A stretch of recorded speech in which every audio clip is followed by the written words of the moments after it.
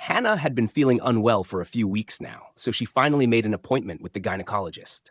Maybe it's just a cold, or maybe I'm just worrying about Logan. Army life is hardly the safest path. Why didn't I insist on him going to a university with a military department? Hannah lazily shuffled her thoughts as she waited for her turn. It's almost 6 weeks, the doctor said indifferently. Should I write you a referral for a termination, or would you like to take some tests to register your pregnancy? Can't I think about it? Hannah asked awkwardly as she slipped off the examination chair. Don't waste my time, ma'am. You should have decided a week ago. Yes or no? The doctor snapped, sounding mildly irritated. I won't waste it. Write the referrals for the tests. Hannah decided the fate of the baby in that very moment, and a sense of relief washed over her. Her husband, Ethan, who had no idea about the situation, immediately grew frustrated when he found out. We should be thinking about grandchildren by now, not about having another child. Aren't you ashamed in front of Logan?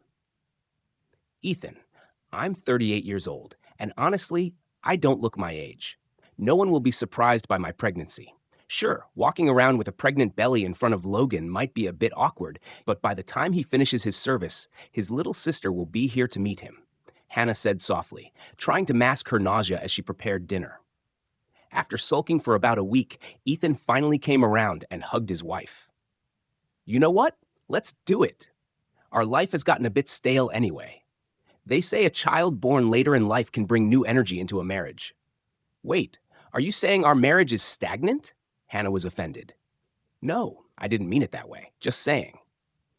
As the pregnancy progressed, it proved much harder than her first. Hannah was frequently admitted to the hospital for monitoring or sent home on medical leave. Unlike most pregnant women, she wasn't gaining weight but losing it, becoming alarmingly thin. Not only could she not eat, she couldn't cook either, as she constantly felt nauseated. Her once shiny hair became dull, and dark pigmentation appeared on her skin, making her look closer to her actual age. I just need to get through this became her personal mantra. Ethan, a well-meaning man, knew that he was supposed to take care of his pregnant wife, accept the simpler meals without complaint, and check in on how she was feeling. But he couldn't stop himself from thinking, where has it all gone? Hannah used to be my love, my one and only, and now I don't even feel like paying her much attention. What's next? Separate beds? I'm already sleeping in Logan's old room half the time. No, better not think about it. Everything's fine. Fine. These thoughts weighed on him, and that's what pushed him out of the house that late, freezing night. Hannah, lying on the couch under a blanket, asked weakly, Where are you going this time of night? Just stepping out for a smoke, he replied. But you quit, she said. He couldn't hold back the sarcasm in his voice. Another month of this atmosphere, and I'll be clearing out our liquor cabinet instead. Feeling guilty, he kissed her forehead softly. You should get into bed. It'll be more comfortable. Quietly, he closed the front door behind him. Hannah began to cry. He kissed me like I'm some old woman on the forehead. He's fallen out of love for good. What should I do now? The inner voice sighed. Just hang in there. Snow fell slowly outside. Ethan smoked 2 cigarettes, but wasn't ready to go back home. He thought to himself, maybe I'll stop by the 24-hour store. There's probably nothing left in the fridge anyway. In the small store, there were barely any customers. He picked up a few things and stood in line behind a young woman. He started glancing at her discreetly. She was short, had shoulder-length blonde hair, and a slightly upturned nose. I wonder what color her eyes are. The loud voice of the cashier snapped him back to reality. What do you mean you forgot your wallet? Now I have to put everything back?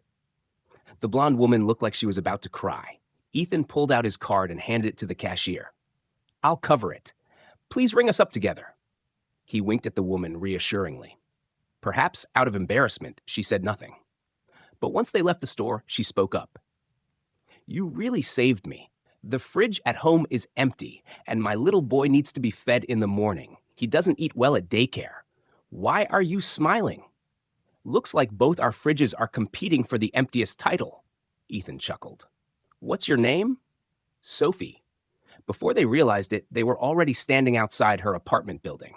Sophie apologized. I'm sorry, but I can't invite you in to repay you now. It's late. Could you give me your number and I'll pay you back next time we meet? How soon? He asked. I won't keep you waiting, she promised. I meant, how soon till we meet again? Does your husband mind? I'm divorced, she said, disappearing into the building. They named the baby Emily. Not long after giving birth, Hannah lost her milk supply, and Emily didn't take well to the formula prescribed by the pediatrician. She cried a lot. While Ethan had been over the moon with their first child, he now saw Emily as a toy that quickly lost its charm. He'd play with her for a few minutes, maybe rock her for half an hour, and then lose interest. He started asking Hannah with a tone of formality, "What can I help with? Groceries? Trash? Peeling potatoes?" What she really wanted to say was, "Just hold me like you used to, then take Emily for a walk so I can get a break." But she didn't dare because it felt like they had become two separate worlds, mom and daughter, and dad. Ethan began staying late at work more frequently, even going in on Saturdays, explaining it away with his new promotion to assistant sales manager. She also had to get used to his business trips. He rarely came home hungry, and for some reason, he no longer mentioned his salary. She didn't ask, afraid to deepen the growing distance between them. She gritted her teeth and waited for Emily to turn 1. Surely things would get easier then. But one day, as she was tidying up the apartment, she noticed Ethan's travel bag packed for a 3-day business trip. Ethan had stepped out onto the balcony for a final cigarette, and as Hannah went to close the door, she overheard him on the phone, speaking in a voice she hadn't heard in a long time. "Hi, Sophie. Just like you asked, I'm calling during your break. It'll be a quick trip. I'll be back by tonight, and then 2 whole days will be just for us," he added happily. "And the nights, too." Hannah stepped back, feeling like her heart had turned to stone. Ethan left, and she stood there, feeling like she was on the edge of a cliff. One wrong step, and she'd fall into the abyss of loneliness, raising a child on her own. What about Logan? He was still in the army, and she didn't want to burden him with her problems. For the next 3 days, Hannah went through her daily tasks mechanically. She kept replaying the pieces of her life over and over, trying to make sense of Ethan's betrayal.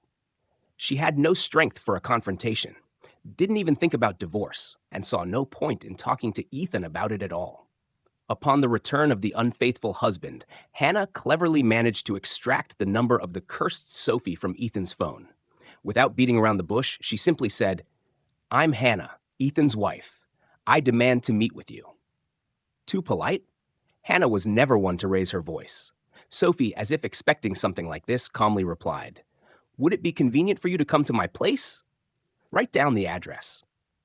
Amusingly enough, on Ethan's next day off, Hannah left little Emily with him and went off to meet the mistress. Her rival, blonde hair, upturned nose, and smoky gray eyes, turned out to be about 5 years younger than Hannah. She was a pleasant young woman who invited her into the kitchen with surprising politeness. On the table stood 2 wine glasses, side by side. Each had a heart and the inscriptions, Ethan and Sophie. There was also a small child's cup with the name Michael on it, clearly custom made. Seeing this, Hannah realized that this wasn't just a fling, it was a full-blown relationship, and Sophie's child didn't seem to hinder them at all. Hannah's own daughter didn't affect them either, but in a different, more distant way. Suddenly, a wave of emotion overwhelmed her, and she felt as though she was about to faint. Her heart raced, her vision darkened, and she could barely breathe. Another second, and she would have collapsed. Sophie quickly caught her and helped her to an armchair, opening a window slightly and covering Hannah with a blanket. She expertly took Hannah's blood pressure and pulse, moving with surprising efficiency.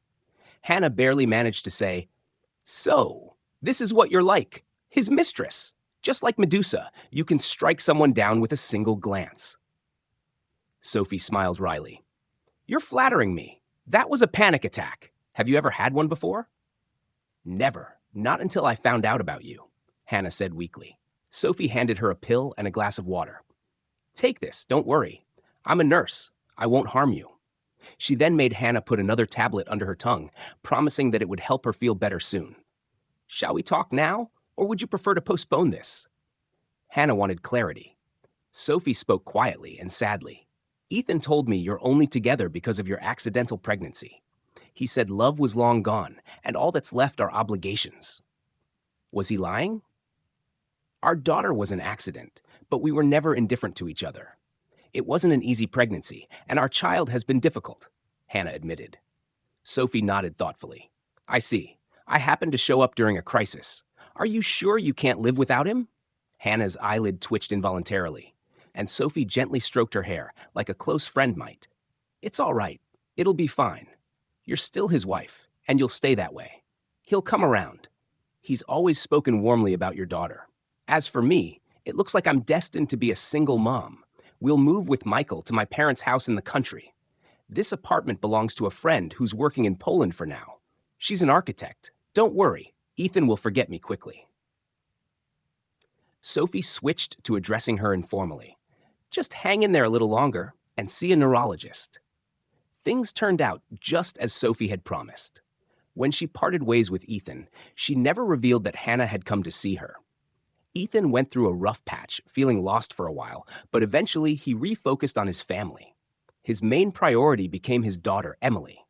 Logan returned from his service in the Army, found a job as a taxi driver, moved in with his girlfriend, and got married. Life didn't just move along, it raced ahead. The memory of Sophie turned to ash. But then, Emily, a final-year student at the local university, announced to her mother with a teasing tone, "Mom, I'm getting married. Michael proposed." Hannah had seen Emily's boyfriend before, but didn't know him well, and now she grew anxious. Who is he? What family does he come from? He's never been inside our house beyond the hallway, and now, suddenly, marriage? Emily laughed. That's only because you and Dad were always home. When you two were away at the cottage, we had lunch here after our walks. He works as a systems administrator after finishing university. His mom is a nurse. She lives in a small town, and from what he's told me, she's a really nice woman. Her name's Sophie. Mom, why are you so pale? Hannah, shaking, poured herself some valerian drops and pleaded softly. Emily, please find another fiancé. Please. There's a sliver of hope that it's not that Sophie, but it seems like fate is closing its circle. When her daughter demanded an explanation, Hannah reluctantly confessed the story. Now Emily was horrified. So he's my brother then? No, darling. No. Hannah waved her hands in panic. You're not listening carefully. Your father was likely Sophie's lover when you weren't even a year old. Then they broke up. That's all. So they were together while you were pregnant with me, and now you expect me to be related to her? And what if Dad decides to rekindle that old flame? Back then I was afraid to end up alone because you were so little. But now, at over 60, I'm even less inclined to face that loneliness. Couldn't you just break up with Michael? The wedding took place in the fall. Sophie, Michael's mother, didn't participate in the organization of the event and attended only as a quiet, unassuming guest. She declined to stay with Ethan and Hannah, citing that she was staying with an old friend she hadn't seen in a long time. The only recognizable feature left from the Sophie Hannah had met years ago was her upturned nose. Although still younger than Hannah, Sophie seemed worn, likely due to her indifferent attitude toward her appearance. She gave the newlyweds a modest gift, in line with her means, and kept her distance from her son's in-laws. Whether Sophie had realized who her son had married remained a mystery, and Hannah didn't pry. The young couple moved in with Hannah and Ethan, and Michael made regular trips to the town to visit his mother. Emily, however, always found excuses not to join him. Ethan, now slightly balding and carrying extra weight, was puzzled. Sophie is such a strange woman. I don't remember her face at all. I could pass her on the street and not even recognize her. Hannah still couldn't tell whether he was pretending or if he really had forgotten. Ethan passed away 2 years after Emily's wedding. He had a heart attack while alone at their cottage. Much later, as Hannah sorted through his belongings, she found an old notebook tucked away in his nightstand. Flipping through its pages, she found the usual scribbles: lists of groceries, reminders to fix the leaking roof, even a plan for a new garden patch he had wanted to start. Then, as she turned to the final page, her hand stilled. There, scrawled shakily in uneven letters, was a note that hit her like a punch to the gut. Dear Sophie, thank you for sparing my family. I loved you, but I couldn't lose them. May our children find the happiness we couldn't. The words blurred in front of her as the weight of the message sank in. Sophie, all these years, the shadow she had felt creeping into their marriage finally had a name, a face, a piece of Ethan's heart that had never truly belonged to her. The note was dated on the day of Emily's wedding. A sob rose in her throat, but it wasn't just for Ethan's betrayal. It was for all the moments they had lost, for the man she thought she knew, but had clearly never fully understood. He had held on to a secret life, one she was never a part of, and now it was too late to ask him why. Too late to confront the pain they had buried. Too late for closure. Her fingers traced the shaky letters as the tears fell freely. What kind of love had he carried in silence, and how much of it had truly been hers? Now, with nothing but the quiet of the empty house and a broken heart, Hannah realized she had been left with the one thing she couldn't fix, questions with no answers, love that was never whole, and a life marked by unfinished goodbyes. That's how the story ends, friends. Join the conversation below and share your thoughts on this story. If you found it captivating, share the link with your friends. And don't forget to subscribe to the channel so you never miss a new story that will make your heart race. Your support inspires us to create more tales. Take care and see you next time.